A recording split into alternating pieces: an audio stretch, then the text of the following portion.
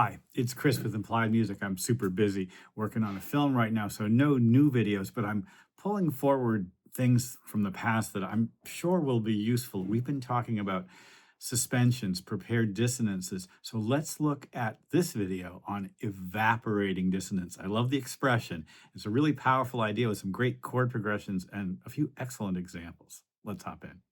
A dissonance is a tone or a note in a chord that creates some friction, right? As chords progress, that note or tone in the chord can either resolve or stay where it is, and it becomes a part of the next chord. It's probably the single most powerful tool for creating smooth, professional sounding chord progressions and voicings, preparing your dissonances and then evaporating them.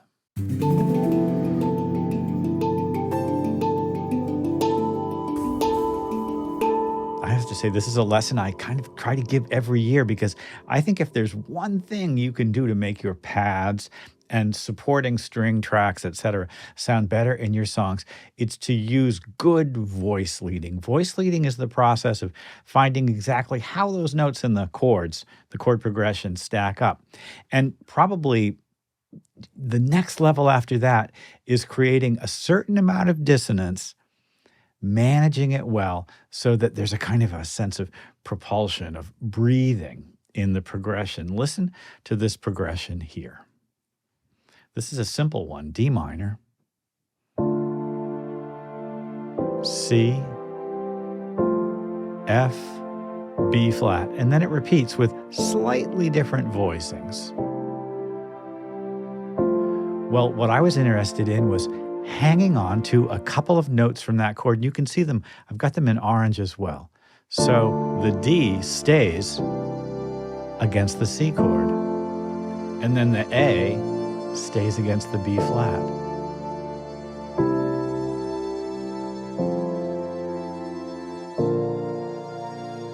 I'm going to go back and play that again. We're going to talk about how to do this, but first I want to get the sound in your ear. I'm not going to talk, so just listen.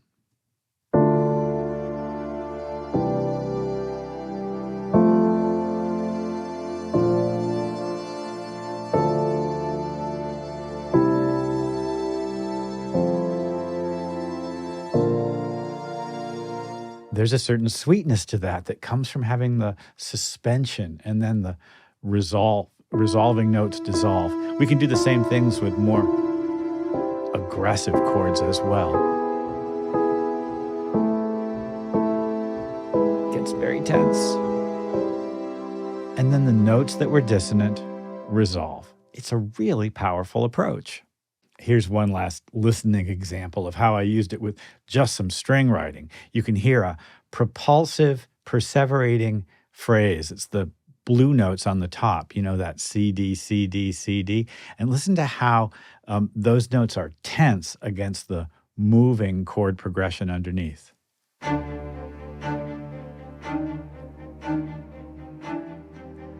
The tension is prepared, and then the dissonance evaporates.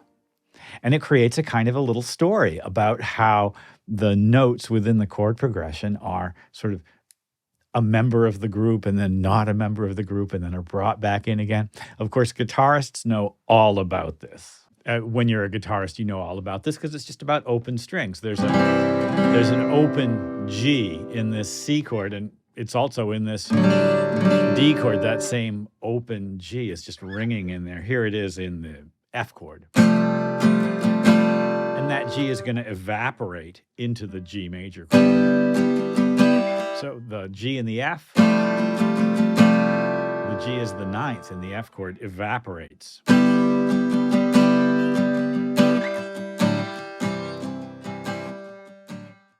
So I guess an important question might be, how do I use this when I'm just writing a simple sort of pop chord progression, and how can I make my progressions sound better? We'll take an easy progression, something from the axis chords. Let's say A minor, F, C, G. All right. So A minor, F, C, G. And truthfully, I'm not happy with playing those chords in only root position.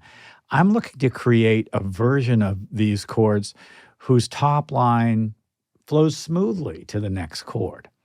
So why don't we think about inverting some of these notes? I mean, right away, I could just take those notes right there and move them down an octave, and I think I would get something that's a little more smooth.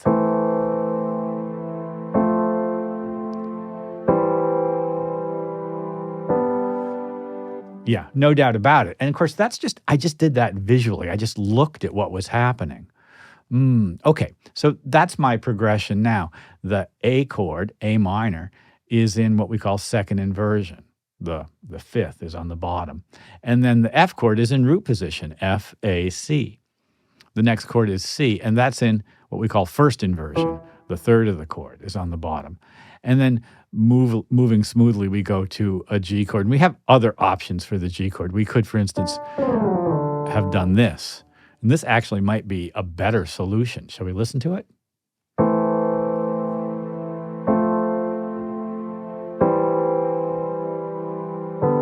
And this is probably a very familiar voicing to you as well. Many songs use this chord progression. Many songs use this voicing. How can I make it more my own?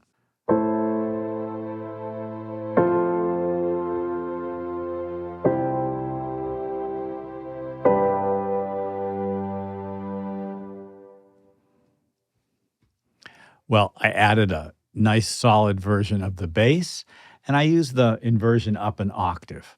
Now I'm going to go hunting for what we might call suspensions. And suspensions are an opportunity to hang on to a note from the previous chord into the next chord, and something that will make it sound like it's moving forward, like it has some tension. So I've gone hunting for my first suspension, my first opportunity to use a note from a previous chord and have it hang over into the next chord. This E sounds great in the A minor chord and then becomes the major 7 in the F chord. And I've created this beautiful sense of kind of like yearning because I now have a more complicated chord. As I go from the F chord to the C chord, that E can just stay put. And I'm actually going to take this G and sort of delay its appearance.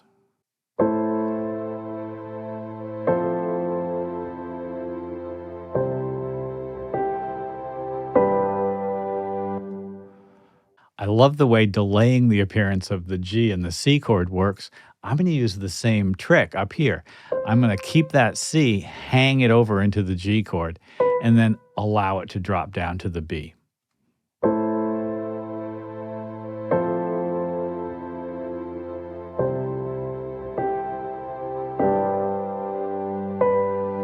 That's nice. It needs to happen a little bit earlier, doesn't it? That's interesting. It actually sort of suggests something interesting to me, which is that this first chord here could start with a B and then resolve upwards to the C. And let's just hang on to it. And hang on to it.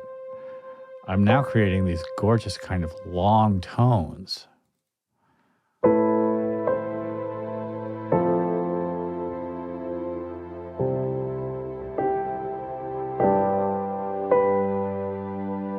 Oh, so much more interesting than what I had before.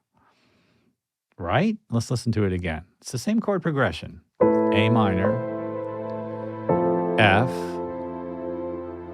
C, G sus to G. Well, we took a simple chord progression, played it in block chords, made a better arrangement of those same block chords, and then just by kind of looking at it, realized, oh, I could just draw that tone out. It first is tense, and then the dissonance evaporates into the next chord.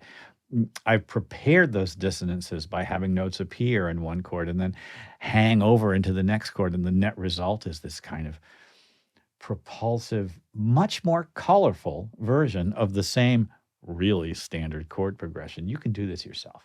It's crucial to all kinds of popular music writing right now, and it appears in gospel. It appears in the organ parts of all those great 70s rock tunes. It's in urban contemporary music constantly, and it's in great string writing from the classic composers as well.